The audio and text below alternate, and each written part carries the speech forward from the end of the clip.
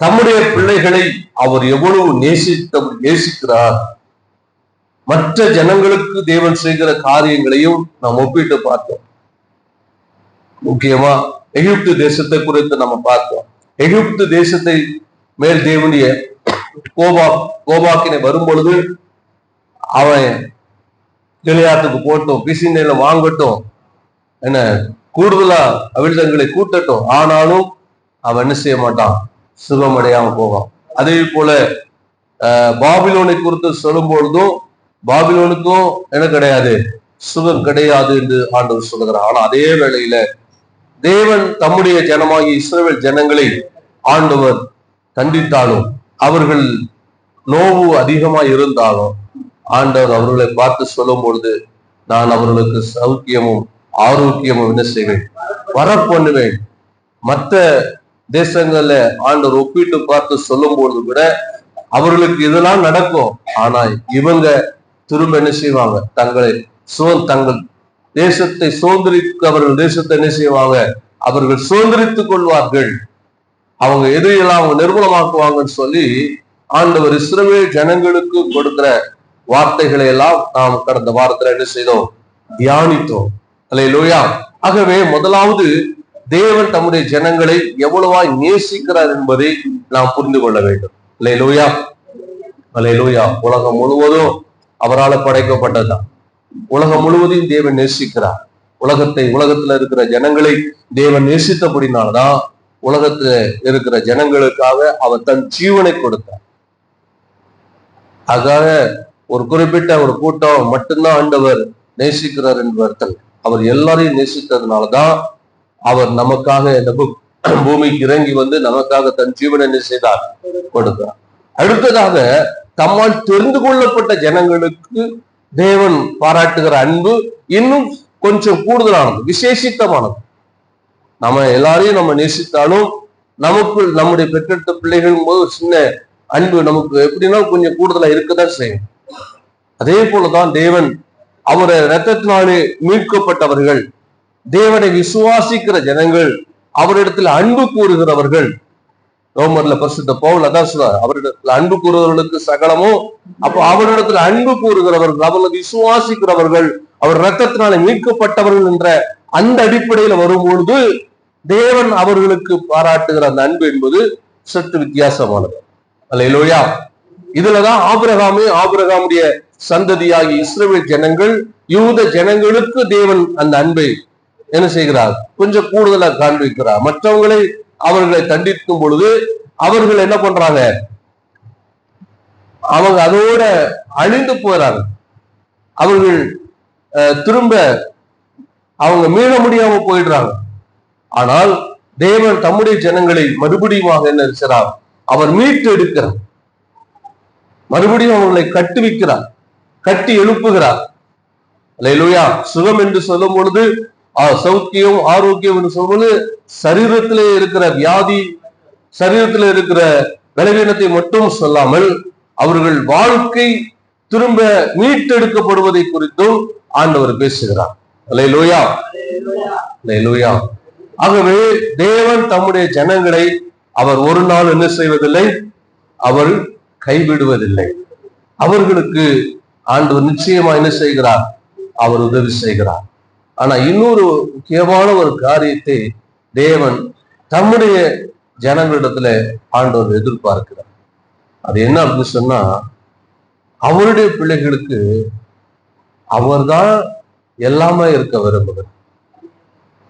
இஸ்ரவேல் ஜனங்களை குறித்து சொல்லும்போது, நான் இவர்களை எனக்கென்று ஏற்படுத்தினேன், இவர்கள் துதியை அவருக்குன்னு ஒரு விசேஷம். சில அதாவது நீங்க கம்பெனியில வேலை செய்தா கூட பாத்தீங்கன்னா, ஒரு சில ஆட்கள் அந்த கம்பெனிக்கு அந்த நிறுவனத்துக்கு ஒரு அவங்களுக்குன்னு சில ஆட்கள் வச்சிருக்கோம்.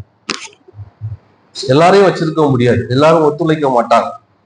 ஆனா அவங்களுக்குன்னு சில ஆள் இருப்பாங்க, நேரம் பார்க்காம என்ன சரீர அவங்க பலனை பார்க்காம எப்பொழுதும் உழைக்கிறதுக்குன்னு ஒரு கூட்டம் இருக்கும். நம்ம சொல்லுவோம், தான் ஏன் ஓனருக்கு மிக முக்கியமான ஆளு, வலதுகை தூணு அப்படின்லாம் சொல்லுவோம்.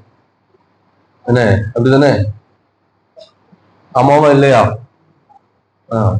ரொம்ப முக்கியமானவங்க. எல்லாரும் வாழ்க்கையில அப்படி ஒரு சில இருக்கும். ஆண்டவர் அதே போல அந்த உலகத்துல இருக்கிற எல்லா ஜனங்களிலும் தம்மால் தெரிந்து கொள்ளப்பட்ட ஜனங்கள், தம்மிடத்தில் அன்பு வைக்கிற ஜனங்கள், தம்மை நம்புகிற விசுவாசிக்கிற ஜனங்களை தேவன் எப்படி ஏற்படுத்துறாருன்னா, அவருக்காகவே அவரை மட்டுமே அந்த சார்ந்திருக்கிற ஒரு அனுபவம், அவரையே நம்பி இருக்கிற அனுபவம், இதைத்தான் ஆண்டவர் என்ன செய்கிறார்? எதிர்பார்க்கிறார். அதாவது 12 கோத்திரத்துல லேவி கோத்திரத்துக்கு என்ன கிடையாதுன்னா சுதந்திரம் கிடையாது. லேவி கோத்திரத்துக்கு என்ன கிடையாது? மற்ற கோத்திரங்கள்லாம் சுதந்திரத்தை அவர்கள் பங்கிட்டு கொண்டாங்க. ஆனா லேவி கோத்திரத்துக்கு ஆண்டு சுதந்திரம் கிடையாது. ஏன்னா அவர்களுக்கு நானே சுதந்திரம்.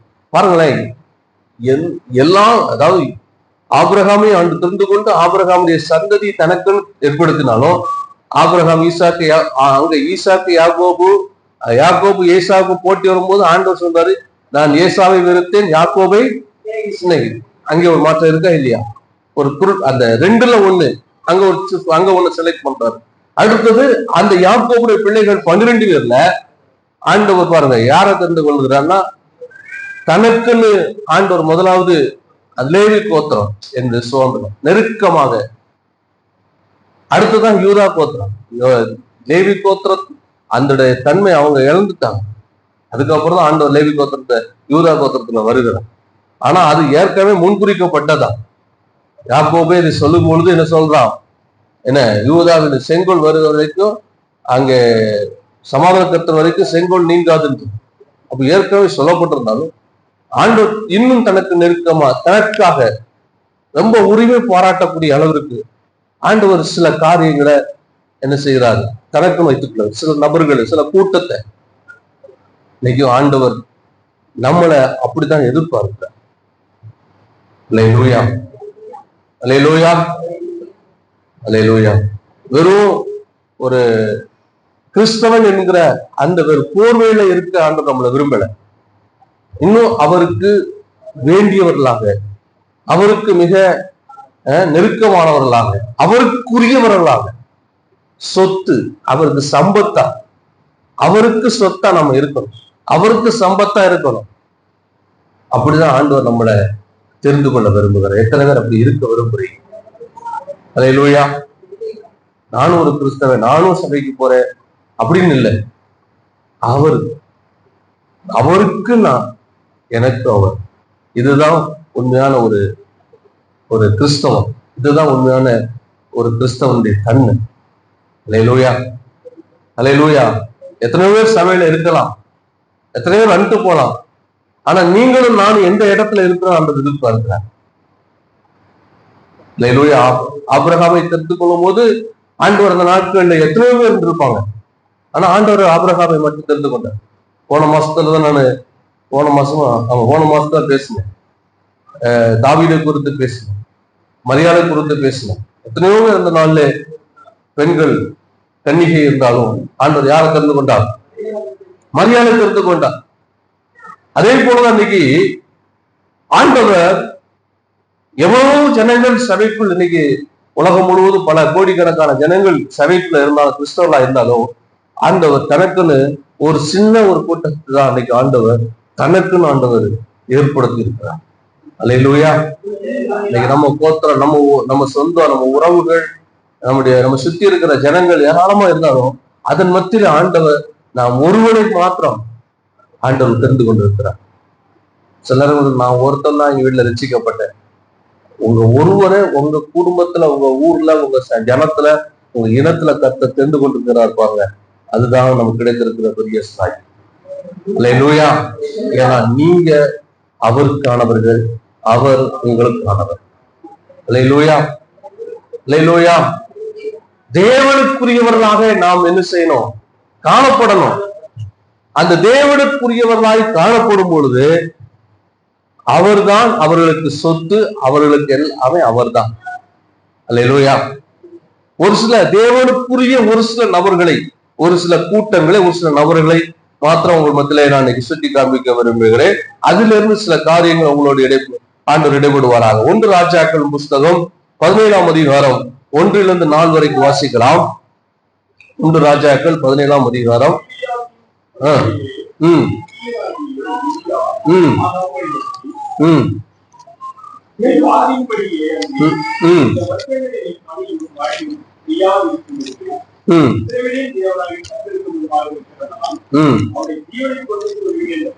பாருங்க, ஆண்டவர் எலியாவை தனக்குன்னு ஆண்டவர் தெரிந்து கொள்கிறார்.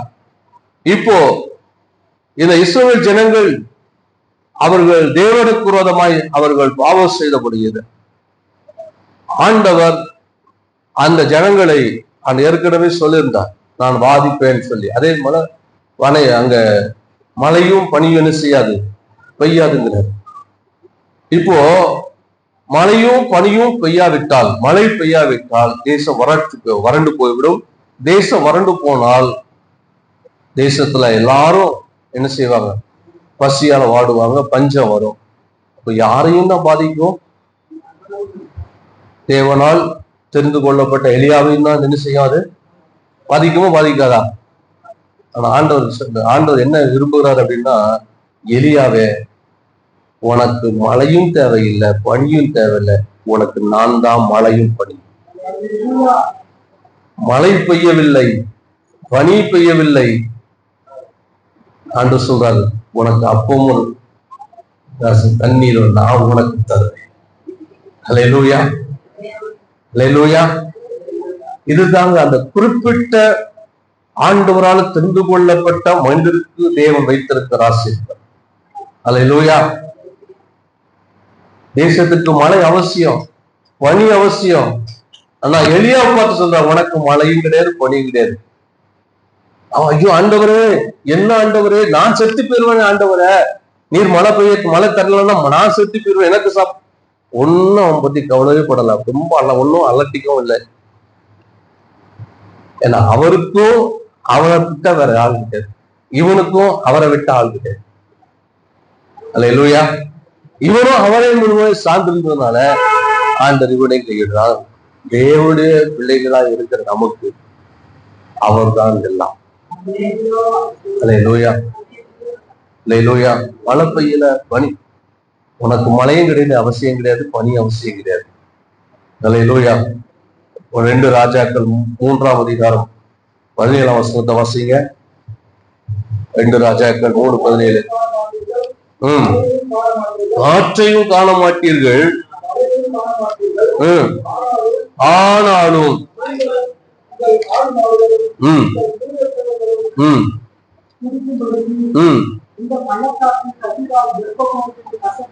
அல்லேலூயா. தேவனை சார்ந்திருக்கிற ஜனங்களுக்கு தேவன் செய்கிற காரியம் அதுதான். மழையும் கிடையாது, பனியும் கிடையாது, உனக்கு அப்பவும் ரசமும் உண்டு, போடா. ஏன்னா நீ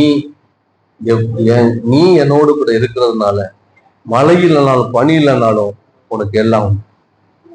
அல்லேலூயா. கர்த்தருடைய பிள்ளைகளுக்கு மழையும் தேவையில்லை, பனியும் தேவையில்லை. கர்த்தரே அவர்கள் சொத்து, கர்த்தரே அவர்கள் ஆசீர்வாதம், கர்த்தரே அவர்கள் ஆசி. அல்லேலூயா, அல்லேலூயா. அதே போல யாத்திராகமம் 16ஆம் அதிகாரம் 35ஆம் வசனத்தை வாசிக்கலாம். யாத்திராகமம் 16:35.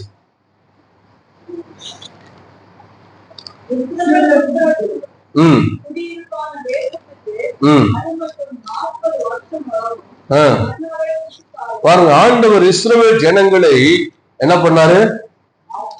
இஸ்ரவேல் மத ஜனங்களை ஆண்டவர் தெரிந்து கொண்டார். அவர்கள் அந்த 430 வருஷம் எகிப்துல அவர்கள் எவ்வளவு ஒடுக்கப்பட்டாங்களோ அவ்வளவு என்ன செஞ்சாங்க? பெருகினாங்க. இப்போ கர்த்தர் அவர்களை அழைத்து கொண்டு வருகிறார். 40 வருஷம் அவர்கள் வனாந்திரத்துல எங்கேயாவது ஒரு இடத்துல நின்று அங்க விவசாயம் பண்ணி அறுவடை பண்ணி நெல்லை எடுத்து, நெல்லை இடிச்சு, அரிசி எடுத்து சமைச்சு சாப்பிட்டாங்கன்னு இருக்கா? விதைப்பும் இல்லை, அறுப்பும் இல்லை, 40 வருஷம் சாப்பிட்டாங்க. அல்லேலூயா. இஸ்ரவேலே, உனக்கு விதைப்பும் இல்லை, அறுப்பும் இல்லை, ஆனா சாப்பாடு உண்டு. ஏன்னா அவன் கர்த்தருடைய பாத்திரம், கர்த்தருடைய கையில இருக்கிற பாத்திரம். அல்லேலூயா. யார் தேவனுக்குரியவர்களா இருக்கிறார்களோ அவர்களுக்கு மழையும் தேவையில்லை, பனியும் தேவையில்லை, அவர்களுக்கு விதைப்பும் தேவையில்லை, அறுப்பும் தேவையில்லை. கர்த்தரே அவர்களுக்கு ஆசீர்வாதம், கர்த்தரே அவர்களை போஷிக்கிறவர், கர்த்தரே அவர்களை பாதுகாக்கிறவர். அல்லேலூயா, அல்லேலூயா. பெரும்பாலும் அதாவது சில விஷயங்கள் தேவைதான். யாருக்கு தேவை? நம்ம ஏற்கனவே இந்த மாசத்துல ஆண்டு பொறுத்த வார்த்தைக்கு நம்ம உள்ள போறோம். ஆண்டொரு கீழையாத்து என்கிற ஒரு மலைப்பகுதியை இஸ்ரவேல் ஜனங்களுக்காக ஏற்படுத்தி, அந்த கீழையாத்துல நிறைய மருத்துவ குணங்கள் கொண்ட மரங்கள், செடிகள் இருந்தது. அதனால இஸ்ரவேல் ஜனங்களும் மற்ற தேசத்துல இருக்கிற ஜனங்களும் கீழையாத்துக்கு போய் அங்க என்ன பண்ணுவாங்க, அங்க பிசின் தைலம் வாங்குவாங்க, அங்க ரண வைத்தியம் உண்டு, அவர்கள் சுகமாக்கி வருவாங்க. நிறைய காயம்பட்ட வீரர்கள் அந்த கீழையாத்துக்கு வந்து அவர்கள் சுகமாவார்கள். அல்லேலூயா. ஆண்டவர் தான் இஸ்ரவேல் ஜனங்களை பற்றி சொல்லுகிறார், என்ன கீழையாத்துல ரண வைத்தியம் இல்லையோ பிசின் தைலம் இல்லையோ, ஏன் என் குமாரத்தி சுகமாகாமல் போகிறார் அப்படிங்கிறார்.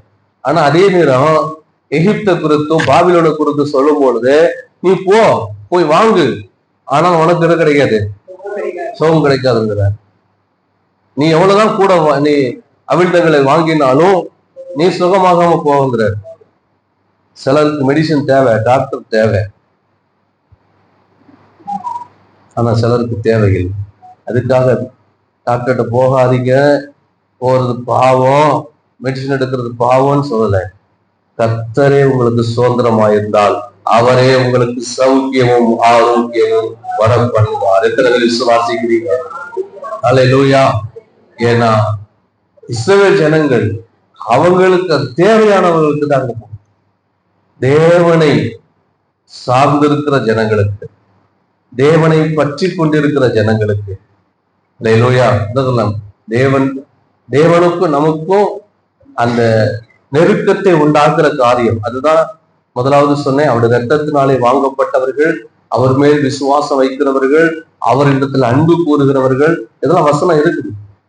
அவருடைய விசுவாசிக்கிற எத்தனை பேர் அத்தனை பேர் அவருடைய பிள்ளைகள் ஆகும்படி அதிகாரம் கொடுக்கிறார். அவரிடத்துல அன்பு கூறுவர்கள் சகலமும் நன்மை. எல்லாரையும் அவர் நேசித்தாலும் அவரை நேசிக்கிற கூட்டம் அதுதான் அவருக்கு நெருக்கமான கூட்டம், அவரை விசுவாசிக்கிற கூட்டம், அவருடைய ரத்தத்தினாலே வாங்கப்பட்ட கூட்டம். இப்படி ஆண்டவர் இவர்களை விசேஷித்த விதமா, எப்படி லேவியரை ஆண்டவர் தனக்கென்று தெரிந்து கொண்டாரோ, ஆண்டவர் அப்படிப்பட்டதான ஜனங்களை தனக்காக ஆண்டவர் தெரிந்து கொண்டார். நீங்க ஒருவேளை அந்த கூட்டத்துல இருக்கிறீங்கன்னா உங்களுக்கு மெடிசனும் தேவையில்லை, உங்களுக்கு டாக்டரும் தேவையில்லை. கர்த்தரே உங்களுக்கு சௌக்கியத்தையும் ஆரோக்கியத்தையும் வர பண்ணுகிறவரா இருக்கிறார். அல்லேலூயா. அது மாத்திரம் இல்ல, இங்கே சௌக்கியமும் ஆரோக்கியம் என்று சொல்லும் பொழுது அது சரீர சுகத்தையும் சரீர ஆரோக்கியத்தையும் மட்டும் சொல்லல, இஸ்ரவேல் ஜனங்களுடைய வாழ்வு மறுபடியும் மீட்டெடுக்கப்படுகிற காரியங்களை குறித்து ஆண்டவர் சொல்லுகிறார். நீங்க அந்த எரேமியா 33ஆம் அதிகாரத்துல நீங்க வாசிப்பீங்கன்னா, ஏற்கனவே போன வாரத்துல வாசிக்கலாம். எரேமியா 33ஆம் அதிகாரத்துல இந்த 7ஆம் வசனத்துல இருந்து நாம் வாசிக்கலாம். 7ஆம் வசனத்தை வாசிங்க. யூதாவின் சிறையிருப்பையும் முன்னேறுவது போல் அவர்களை, ஆனா அதுக்கு முன்னால நீங்க எகிப்தையோ மற்ற தேசத்தை குறித்து நம்ம பார்க்கும்போது ஆண்டவர் சொல்லும் பொழுது அவன் எழுந்திருக்க மாட்டாம போவான்னு சொன்னார். ஆனா இவர்களை மறுபடியும் என்ன செய்வேன், கட்டுவிப்பேன். அடுத்தது 8ஆம் வசனத்தை வாசிங்க.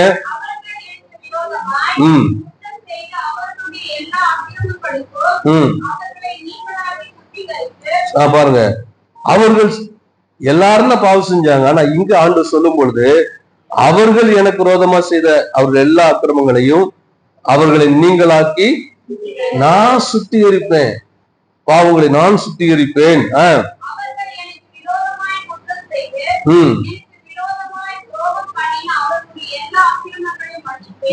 பாருங்க, ஆண்டு நானே மன்னிப்பேன், நான் சுகமாக்குவேன், நான் மன்னிப்பேன், நான் சுத்திகரிப்பேன், நான் மறுபடியும் என்ன செய்வேன், கட்டுவிப்பேன்.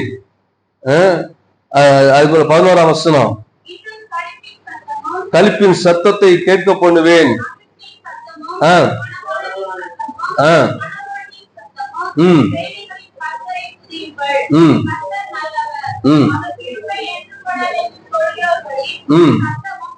சத்தமும் கேட்கப்படும். ஆண்டவர் சொல்லுகிறார், மணவாளன் சத்தம், மணவாட்டின் சத்தம், களிப்பின் சத்தம், கர்த்தரை துதிக்கிற கூட்டம், தேவாலயத்துக்கு வருகிற சத்தம். இப்ப அங்க மணவாளம் கிடையாது, மணவாட்டி கிடையாது, ஆட்கள் கிடையாது, தேவாலயம் இடிக்கப்பட்டு கிடக்கிறது. அது இதெல்லாம் என்ன செய்வேன்? திரும்ப இவைகளை நான் உண்டாக்குவேன், திரும்ப அவைகளை நான் புதுப்பிப்பேன். அல்லேலூயா. ஏன்னா நான் அவர்களுடைய சுதந்திரம், அவர்கள் என் சொத்து. அல்லேலூயா. இஸ்ரவேல் ஜனங்களை தேவன் தனக்காக தெரிந்து கொண்டிருந்தோம் அப்படின்னாலே, அதிலும் ஆண்டவர் இந்த யூத கோத்திரத்தை தேவன் தனக்காக தெரிந்து கொண்டார். இந்த யூத கோத்திரத்துல தான் ஆண்டவர் இயேசு கிறிஸ்து திரும்பவும் அவர் இந்த பூமிக்கு வர வேண்டி இருக்கிறதுனாலே, ஆண்டவர் அந்த கோத்திரத்தை கைவிடாதபடி திரும்பவும் என்ன செய்கிறார்? அவங்களை அடிச்சாலும், அவங்களை தண்டித்திருந்தாலும் திரும்ப அவங்களை நான் கட்டுவிப்பேன், திரும்ப அவங்களை மன்னிப்பேன், நான் அவங்களை சுத்திகரிப்பேன். அவங்க எந்த மணவாட்டி சத்தம் இல்லாம இருக்கோ அந்த மணவாட்டி சத்தத்தை என்ன செய்ய கேட்க பண்ணுவேன். ஆடு மாடு மிருக ஜீவன்களதா இல்லாத இந்த இடத்துல அதனுடைய தாவரங்களை நான் இங்கு செய்வேன், உண்டாக்குவேன். அல்லேலூயா, அல்லேலூயா. இந்த கருமையான தேவனுடைய பிள்ளைகளே, உங்க வாழ்க்கையில நீங்க ஆண்டவருக்குரியவர்களா இருப்பீர்கள் என்று சொன்னா, ஆண்டவரே உங்க சொத்து, ஆண்டவரே உங்களுடைய சுதந்திரமா இருப்பாருன்னு சொன்னா, ஐயோ எனக்கு இதுல பணம் இல்லை, எந்த சொத்து இல்லை, எந்த திறமை இல்லையே, இதை பத்தி ஒரு நாள் கவலைப்படாதீங்க. அவர் உங்களுக்கு சொத்தா இருந்தா உங்களுக்கு வேண்டிய எல்லாவற்றையும் அவர் நிச்சயமாய் உங்களுக்கு தருவார். அல்லேலூயா, அல்லேலூயா. எது உங்களுக்கு வேணுமோ, பணம் இல்லைனாலும் உங்களுக்கு தேவையானதை அவர் தேவையான நேரத்துல நிச்சயமாய் உங்களுக்கு தருவார். எத்தனை பேர் விசுவாசிக்கிறீங்க? அல்லேலூயா. இஸ்ரவேல் ஜனங்கள் விதைக்கவும் இல்லை, அறுக்கவும் இல்லை, ஆனா 40 வருஷம் அவங்களை போஷித்தார். எலியா காலத்துல மழையும் இல்லை, பனியும் இல்லை, ஆனா அவனுக்கு அப்பவும் தண்ணீரும் ஆண்டவர் கொடுக்கும். அதே போல எதுவுமே இல்லாவிட்டாலும் கர்த்தர் உங்கள் சுதந்திரமாய், கர்த்தர் உங்கள் சொத்தா இருக்கிறபடினாலே ஆண்டவர் இந்த மாத்திர சொன்னபடி நிச்சயமா இதெல்லாம் சாத்தியம் இல்லையே, இவ்வளவு பிரச்சனை இருக்கு, இவ்வளவு பலவீனம் இருக்குது, சரீரத்துல இவ்வளவு வியாதி இருக்குது, இதெல்லாம் டாக்டர் முடியாதுன்னு சொல்லிட்டாங்களே, இந்த வியாதி சுகமாகாது, நான் ரெக்கவரி ஆக மாட்டேன், நிறைய பேர் சொல்லிருக்கோம். அதே சாட்சி நான் கேள்விப்பட்டிருக்கிறேன். டாக்டர் சொல்லிட்டாங்க, என்னால நீ மறுபடியும் பிழைக்க முடியாது, உயிர் வாழ முடியாது, இப்படி சொல்லி பல நபர்கள் பல ஆண்டுகள் உயிர் வாழ்ந்திருக்கிறாங்க. எத்தனையோ பேர் மரித்து போயிடும் சொல்லிட்டா டாக்டர். அல்லேலூயா. காரணம், தேவன் அவர்களுக்கு சௌக்கியத்தையும் ஆரோக்கியத்தையும் அனுப்பினார். யார் தேவனை முழுவதுமாய் நம்பி இருக்கிறார், யார் சார்ந்து இருக்கிறார்களோ, யார் அவரை நம்புகிறார், யார் அவரையுமே அன்பு கூறுகிறார்கள், யார் அவருடைய ரத்தத்தினாலே வாங்கப்பட்டவர்களாய் அவருக்குரியவர்களாய் இருக்கிறார்களோ, அவர்களுக்கு அவரே சொத்து, அவரே அவர்களுக்கு சொந்தம். அல்லேலூயா. அவர்கள் வாழ்க்கையிலே ஆண்டவர் நிச்சயமாய் பெரிய மாற்றத்தை தருவார். உங்க வாழ்க்கையில் இழந்து போயிருந்த காரியங்களையும் தேவன் திரும்ப தருவார். நீங்கள் எதிர்பார்க்கிற பல புதிய காரியங்களையும் கர்த்தர் இந்த நாட்கள்ல உங்களுக்கு செய்ய போதுமானவராக இருக்கிறார். எத்தனை பேர் விசுவாசிக்கிறீங்க? ஐயோ இதெல்லாம் எனக்கு சாத்தியம், இதெல்லாம் முடியுமா? நீங்க இதை ஒன்னும் யோசிக்கவே வேண்டும். கர்த்தர் உங்களுக்கு ஏற்ற நேரத்துல எல்லா காரியங்களையும் ஆண்டவர் வாய்க்க செய்து உங்களை ஆசீர்வதிக்க போதுமானவராக இருக்கிறார். கண்களை மூடி ஜெபிக்க போகிறோம். எல்லாரும் எழுந்து நிற்போமா? ஹல்லேலூயா, ஹல்லேலூயா. ஜீசஸ், ஹல்லேலூயா. எலியாவுடைய வாழ்க்கையில கர்த்தரே அவனுக்கு சொத்து. அவன் நாட்கள்ல மழையும் பெய்யல, பனியும்